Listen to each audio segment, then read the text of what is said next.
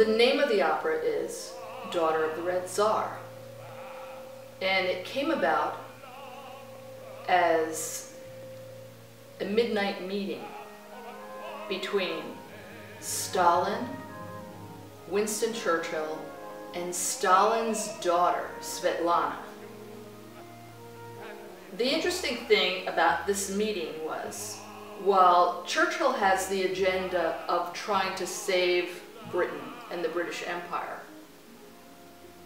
Stalin's daughter had just met her first lover, and Stalin is about to send him to a concentration camp.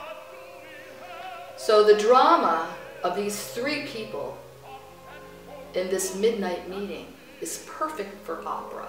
You have the love, you have the oppressive father, you have the tragedy of the lover's life destroyed. And then you have this casual observer, Winston Churchill, who comes in with his own priorities, but also he's a very keen observer and he can see the tension of the night.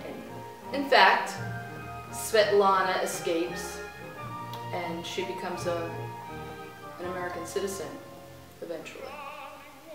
So delightful, please will you sit and So, on the morning when these three characters came together in my mind and I realized it was a perfect opera, I was padding around in my bathrobe and I felt like Winston Churchill because he seemed to always be wearing his night clothes or his underwear when he had great ideas. And I went to the phone book and called John Dykers. I got his number out of the phone book and he seemed to me the perfect Winston Churchill. He had played Mao in John Adams' Nixon in China, and I knew that he loved political operas. So I call him up and he picks up the phone. And I described the project and I told him, how would you like to be Winston Churchill? And his answer was, I've always wanted to be Winston Churchill. all dressed up in his uniform, a broken man. We'll blast him right out, we'll blast him right out of Tripoli.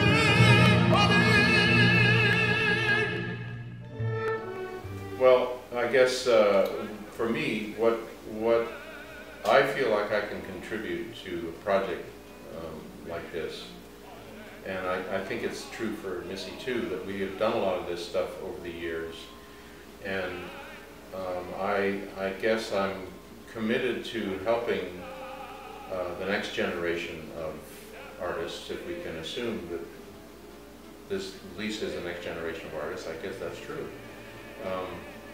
To help develop their work and give to it what we have in terms of experience and understanding of how things work.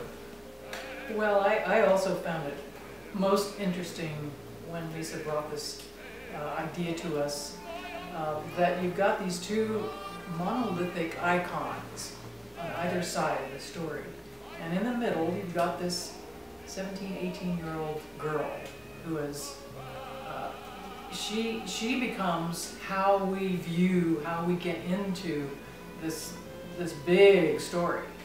You know, obviously there's so much controversy about these two characters, certainly, you know, from many points of view. You could say Churchill was full of contradiction, as was Stalin. You could say Churchill was a god. You could say Stalin was a god. You could say Churchill was a warmonger, a drunk. You know, there are ways that this guy was full of contradiction, shall we say. So to me, that is juicy meat for the theater.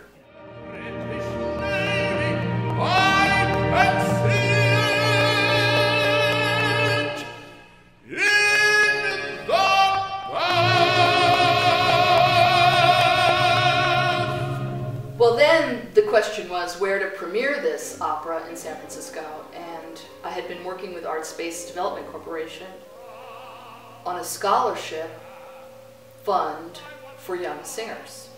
and the character of Svetlana, she's only 17, it seemed perfect for this scholarship. Art Space Development Corporation owns a little black box theater called Thickhouse. And it's a little jewel just perfect for this intimate midnight meeting where you have 3 people around a dinner table. And I called Thickhouse and said, did they want to premiere it? And his answer was, I don't want you to take this project anywhere else.